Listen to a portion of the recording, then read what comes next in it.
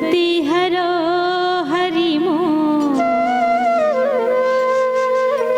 बंध न छोरो बंदी छो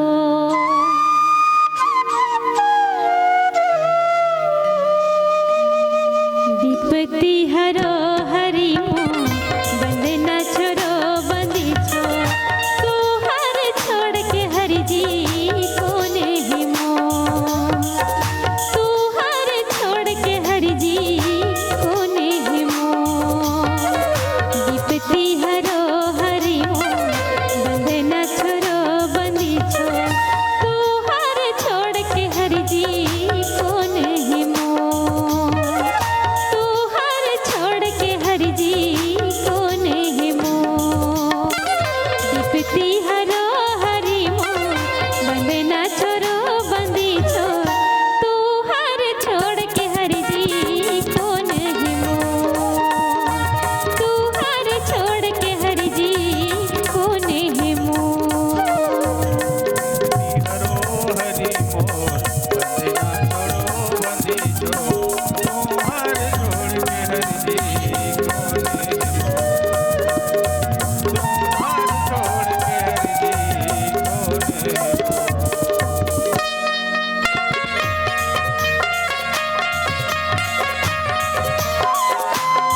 तुम्हार छोड़ के हरि जी कोने माया मोह में फंसे हो जैसे फंसे है गुड़ माखी मोह फंसे हो जैसे फंसे है गुड़ माखी बीच भंवर मांध मंधाई हो धुंध लागे अब आँखी खबर मान मदाए मेरा के विपत्ति हरो हरि मोह बंधे न छोरो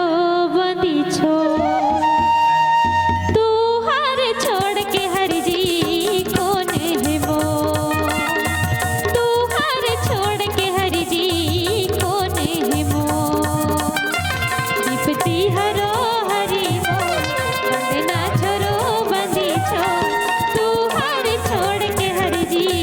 कोने है मोह तू हर छोड़ के हरि जी कोने है मोह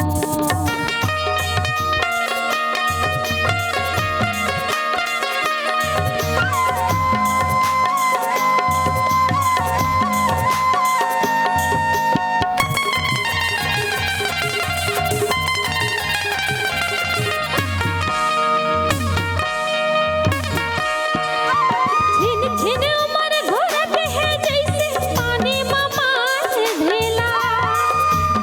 उमर घुरत है जैसे पानी मारे दिन ब दिन निरस लागत है ये जिंदगी के मेला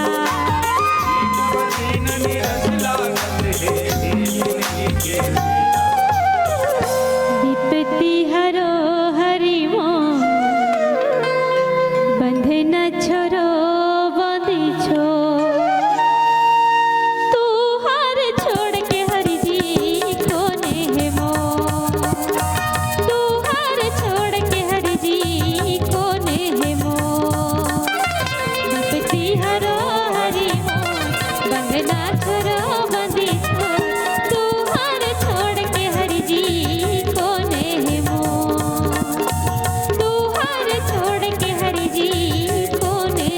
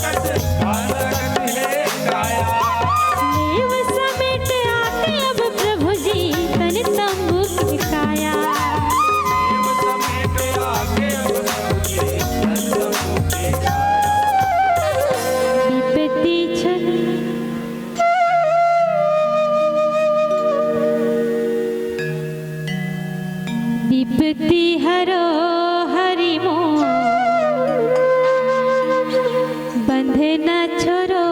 बंछो तू हर छोड़ के हरि जी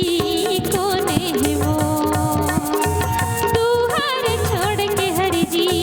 कोने है वो जिपति हरो हरि मोर बंधना छोरो बंदी छो तू हर छोड़ के हरि जी कोने है वो तू हर छोड़ के हरि जी कोने है वो तू हर छोड़ के हरि जी कोने है वो तू हर छोड़ के हरि जी कोने है वो। बोलिए राजा रामचंद्र भगवान की जय।